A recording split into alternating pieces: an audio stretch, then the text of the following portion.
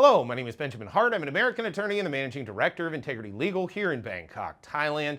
As the title of this video suggests, we're discussing Thai labor policy regarding foreign workers in Thailand. I thought of making this video after reading a recent article from the Bangkok Post, bangkokpost.com. Pilots organize against foreigners in cockpits. Quoting directly, the Thai Pilots Association strongly opposes a government proposal to temporarily ease restrictions on foreign pilots flying with Thai carriers. Quoting further, Prime Minister Srettha Thavisin said on Thursday that one major obstacle for the tourism sector has been the slow resumption in flights.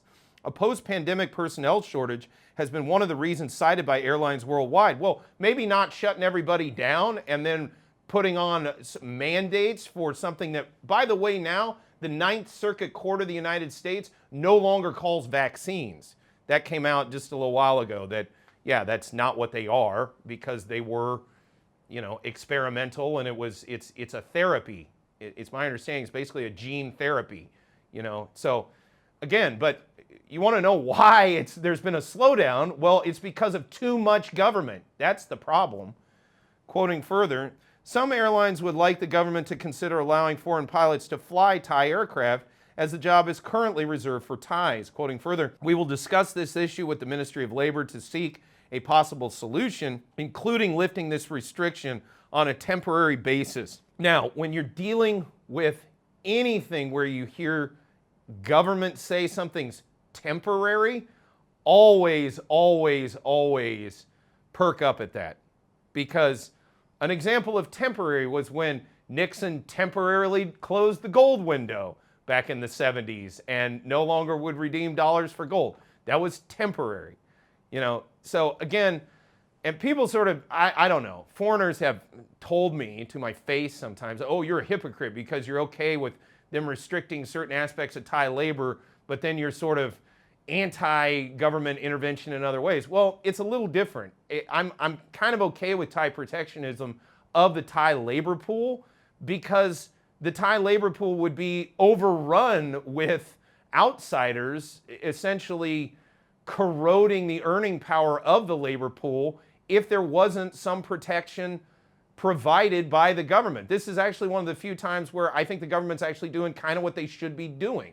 Now, I don't know what the situation is with aviation and if there really is a serious need for further pilots, but let me get into that further here in a minute. But let me just be clear, yeah, for the most part, I am okay with a certain level of Thai protectionism.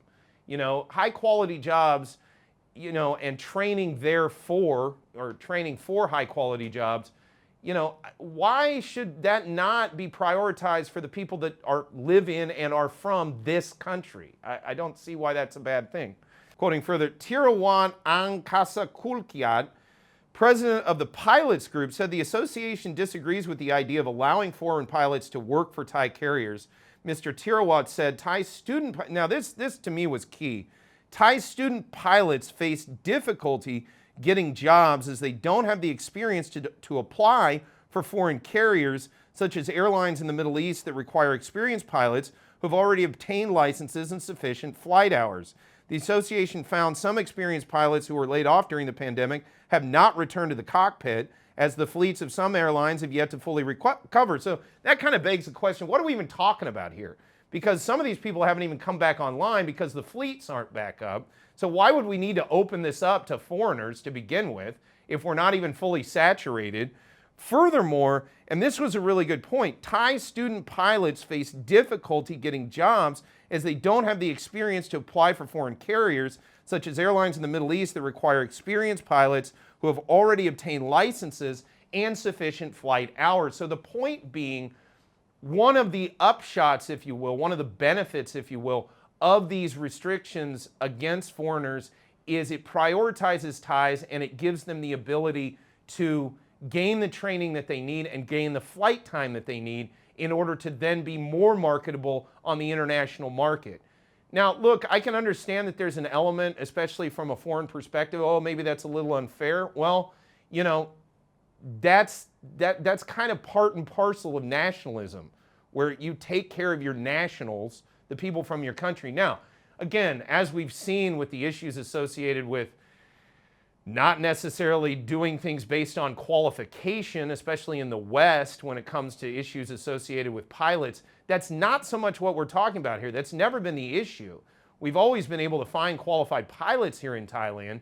It's just you have to pick from a pool of Thais. That at the end of the day is what you have to deal with. So again, I don't know what to think of all of this other than to say it doesn't sound like it's particularly needed right now to open this up to foreign competition, because again, as noted in the article, it doesn't look like that that the industry is saturated yet, that we've sort of hit the ceiling of all the Thais that are capable of flying are not flying yet. It says so in there that these fleets are not fully brought back up to speed after COVID, and at the end of the day,